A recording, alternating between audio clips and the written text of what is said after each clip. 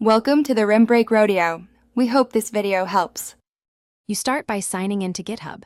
Calm and opening the repository you want to change, you need account access and either user or repo level permissions. Once signed in, click your profile photo and choose settings to access global preferences.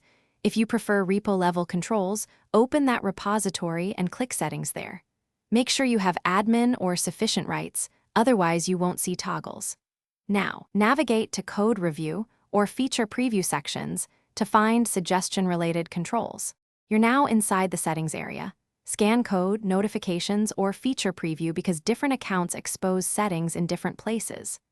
Once you find terms like Suggestion Panel, Editor Suggestions, or Code Suggestions, read the short description to confirm the toggle's scope, user, repo, or organization.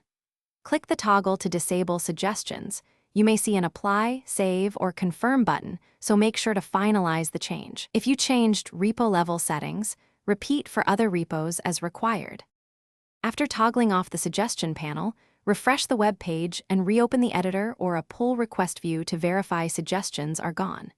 If you still see suggestion boxes, double-check whether the setting applied at the user versus repository level and repeat where necessary.